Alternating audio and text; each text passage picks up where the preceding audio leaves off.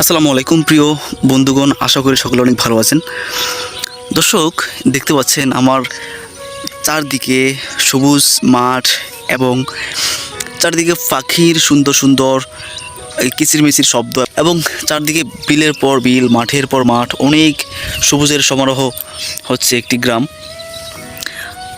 বন্ধুগণ, আমাদের জীবনে গ্রাম একটি গুরুত্বপূর্ণ একটি অংশ।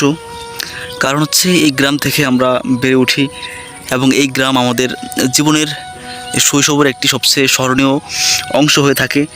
আমরা কালের ব্যবধানে আমরা জীবনের তাগিদে অথবা জীবনকে উন্নত করার উদ্দেশ্যে এই গ্রাম ছেড়ে আমরা একটা সময় শহরে চলে যাই। কিন্তু আসলে যারা প্রকৃতিপ্রেমী তারা আসলে গ্রামকে কখনোই বলতে পারেন না। গ্রাম তাদেরকে অবশ্যই টানে এবং শহরের জীবন থেকে গ্রামের জীবন সম্পূর্ণই আলাদা। কারণ আপনি এই গ্রামে যে শান্তি আছে, আপনি কখনোই এই শান্তি শহরে পাবেন না।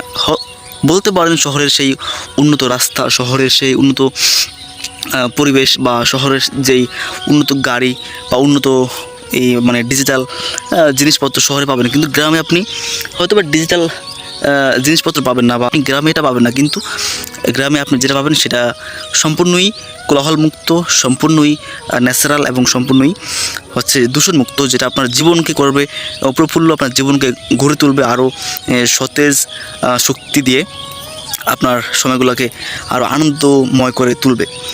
দর্শক, এই যে গ্রামের যে পরিবেশ, এটা আমাকে খুবই মুগ্ধ করে।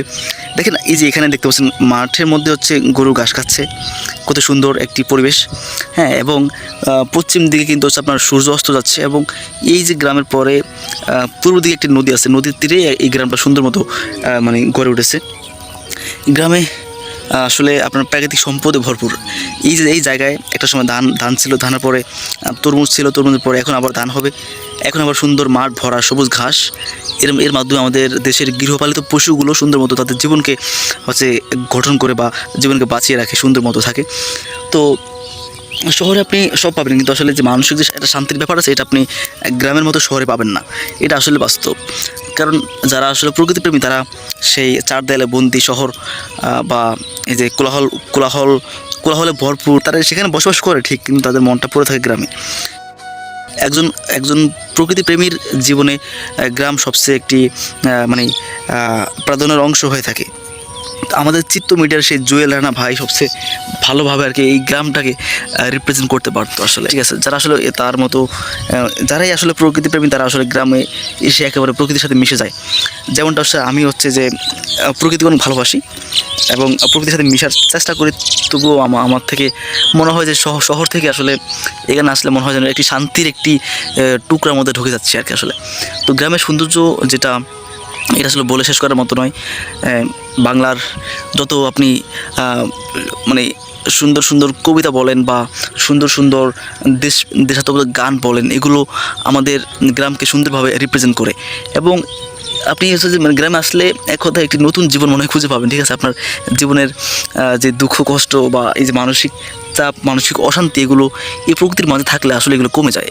আপনাকে প্রকৃতি, আপনাকে গ্রাম, এই গ্রামের পরিবেশ, এই সবুজ গাছপালা, লতা পাতা, এগুলো আপনাকে এই মানসিকভাবে একটু শান্তি দিবে। আপনি যত অশান্তি ফিল করেন না কেন, আপনি এর মাধ্যমে আসলে সুন্দর একটি শান্তির আভাস খুঁজে পাবেন। আপনি প্রকৃতির সাথে মিশতে পারলে প্রকৃতি আপনার সবচেয়ে বড় বন্ধু। আপনি যদি প্রকৃতির সাথে মিশতে পারেন তাহলে প্রকৃতি আপনার সবচেয়ে বড় বন্ধু এবং সবচেয়ে নিঃস্বার্থ বন্ধু, আপনাকে অবশ্যই মানসিকভাবে শান্তি দান করবে।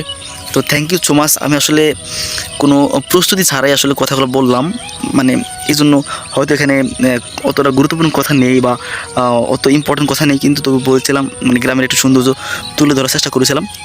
তো সকলকে ধন্যবাদ। আসসালামু আলাইকুম।